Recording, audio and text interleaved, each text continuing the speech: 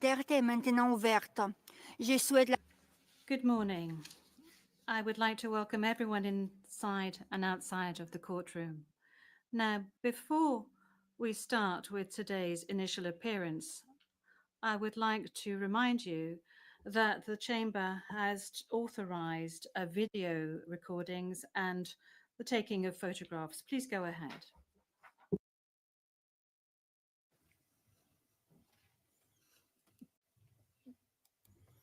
Je vous remercie. Vous avez une... Thank you. You have 1 minute to take photographs and record videos.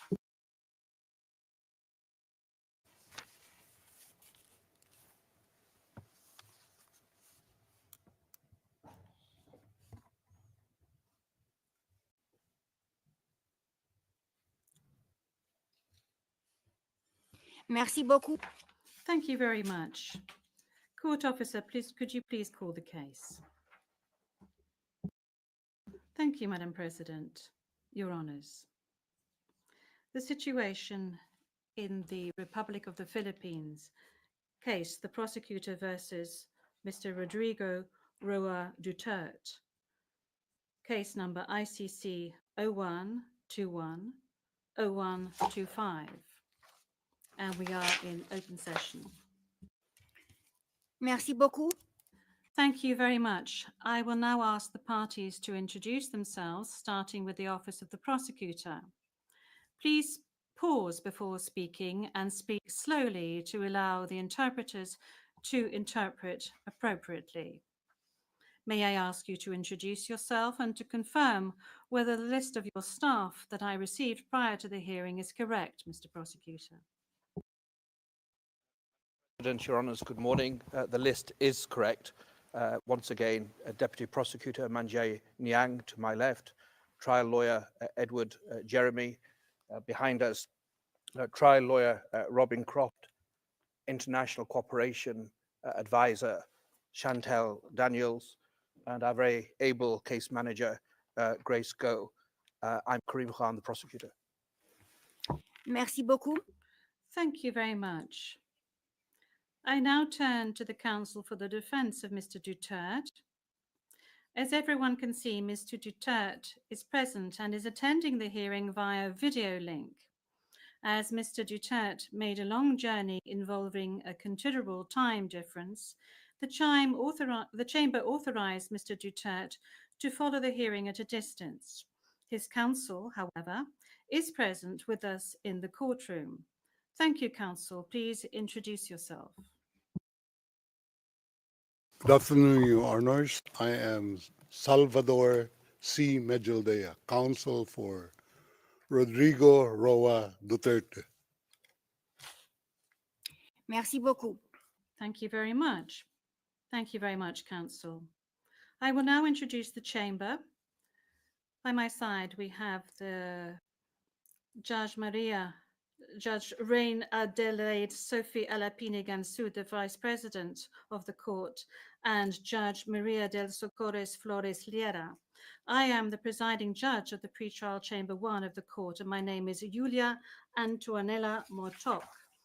Now, I would like to speak to you, Mr. Duterte. I'm speaking French, but you are receiving interpretation of what I'm saying in English. I understand that you are at ease in the English language and that the interview yesterday at the detention center was conducted in English and that you did not deem it necessary to request interpretation into any other language during this interview. This said, I would like firstly to confirm your identity. Could you provide us with your full names, please? I'm Rodrigo Roa Duterte. That's my first middle name is Roa. The surname is Duterte.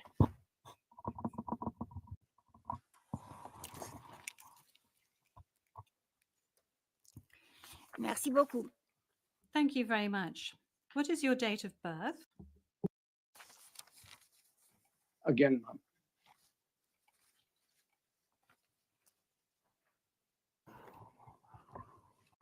Can we request that the question be repeated? I don't think he heard it. Thank you. Repetition from the English booth. What is your date of birth? Yes, thank you very much, Council. I was asking quite simply of Mr. Duterte what his full names were, and then I subsequently asked him what his date of birth was and what his place of birth is. Is that all right, Council? Of course, I give. My birth month and year day is March 28, 1945. I was born in the province of Leyte in the Philippines.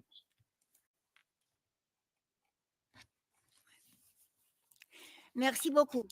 Thank you very much. As a preliminary point. Very well. Thank you, Mr. Duterte. As a preliminary point, it is useful to clarify the nature and limited scope of this first appearance hearing. Today's hearing is neither the start of the trial, nor is it a confirmation of charges hearing. During today's hearing, no evidence will be collected or presented, and the issues of Mr. Duterte's guilt or innocence will therefore not be addressed. In accordance with Article 61 of the Rome Statute, the Court's founding treaty, and Rule 1211 of the Rules of Procedure and Evidence, the main purpose of this initial appearance is to answer 3 questions. Firstly, the Chamber must ensure that the person who was the subject of the arrest warrant has been informed of the crimes of which he is accused. Second, the Chamber must ensure that this person has been informed of his rights as recognized by the Rome Statute. Third, the Chamber must set a date on which it intends to hold a confirmation of charges hearing. The Chamber notes that your counsel, Mr. Duterte, filed 2 motions, one in relation with today's hearing, and you may be aware that these 2 motions have not been accepted by the Chamber because of the nature of today's hearing.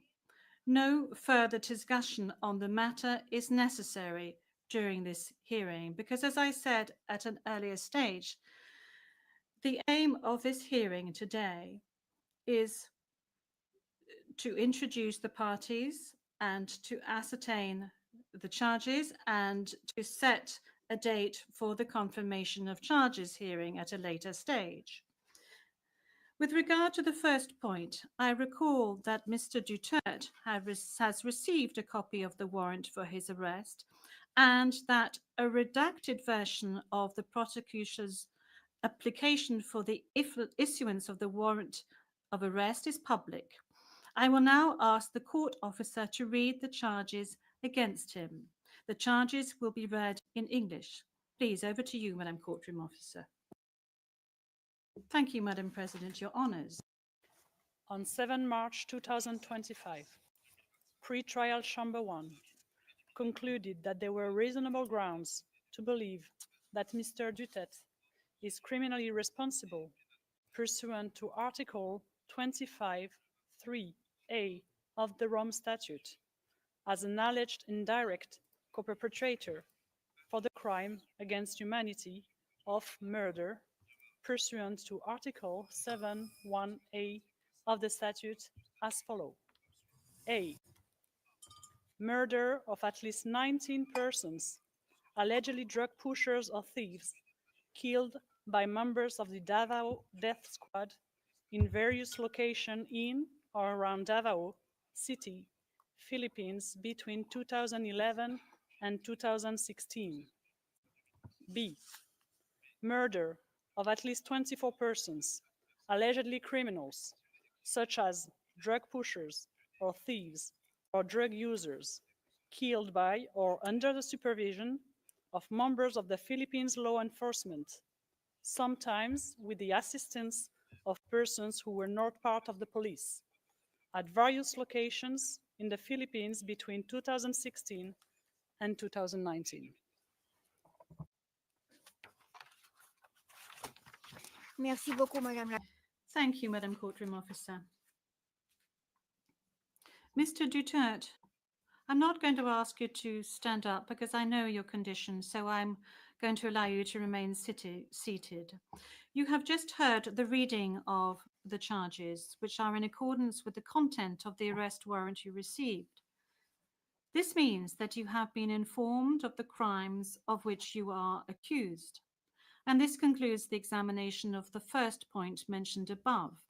I will now turn to the second point, which concerns your rights as a suspect before this court. I will summarize some of these rights, which are of particular importance at this stage of the proceedings. Those rights are as follows. You can benefit from the assistance free of charge of a competent interpreter and benefit from the necessary translations to meet the requirements of fairness. You have the right to have the time and facilities necessary to prepare your defense and to communicate freely and confidentially with the counsel of your choice. You have the right to remain silent, and you cannot be forced to testify against yourself or to confess guilt. You can also make statements in your defense without taking an oath. In addition to any other disclosure provided for in the statute, the prosecutor must disclose to you, as soon as practicable, evidence in his possession or at his disposal that shows or tends to show your innocence or to mitigate your guilt, or that could undermine the credibility of the evidence against you. At the confirmation of charges hearing, you can contest the charges, challenge the evidence presented by the prosecutor, and present evidence. There will be no trial if the charges are not confirmed or if the proceedings against you are completed. You have the possibility to make an application for interim release pending trial. And finally, Mr. Duterte, you have the right to be informed as soon as possible and in detail of the nature, cause, and content of the charges in the language that you fully understand and speak. Counsel, have you understood? Yes, we're listening, ma'am. We're listening. And before it ends, may we be allowed to present a manifestation on the circumstances behind the delivery of Mr. Duterte in this chamber.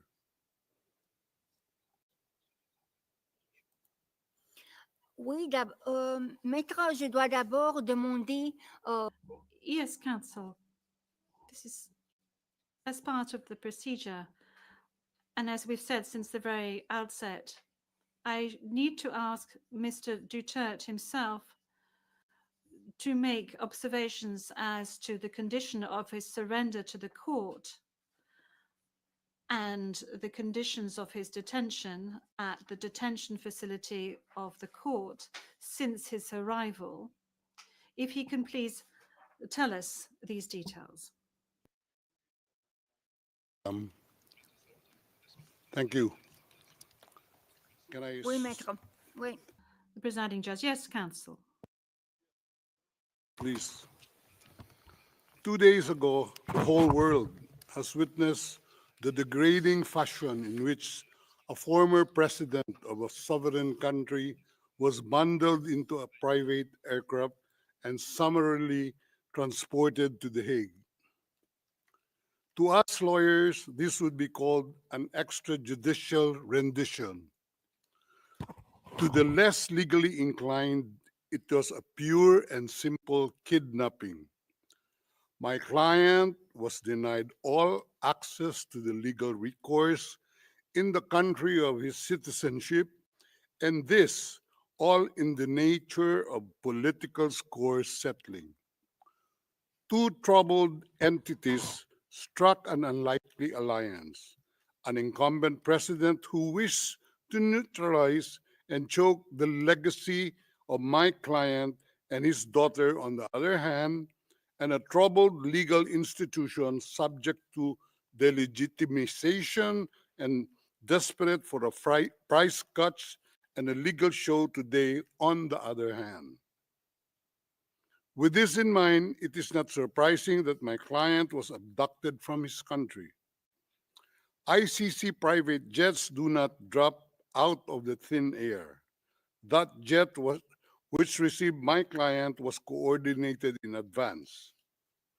The UAE is not a state party to the ICC and has no obligation to cooperate with the court. Yet my client sat in transit in that country for more than 5 hours. I invite the registry's representative to present today in court to explain to the judges exactly how they believe this transfer was anything other than a gross abuse of process. Given the precipitous arrival of my client, an elderly man with debilitating medical issues, hard of hearing and poor of sight, he was taken to a hospital for observation. Only this morning have I met him for the first time with less than an hour to discuss legal issues. Legal issues. I have not been able to present him with a hard copy of the arrest warrant because we were not supplied with such. I have not even been able to explain to him what the prosecution requested when seeking the issuance of the arrest warrant. This is because the chamber only established a redacted version of the prosecution request last night. Other than to identify himself, my client is not able to contribute anything to this hearing. Most importantly, he is not able even to tell you that he has been informed of the charges as contained in the arrest warrant for a reason more pertinent to which I alluded in my written request to this honorable pretrial chamber this morning, and which is confidential in nature. Accordingly, I repeat my respectful request, which was rejected this morning, to postpone the substantive aspect of this hearing to the next week when I will have the opportunity to sit with my client and to explain to him what a confirmation hearing is and what the disclosure is and how the prosecution alleges that he committed crimes. I thank the court for its attention and regret to say that I do not have instructions to continue my submission any further today. Thank you.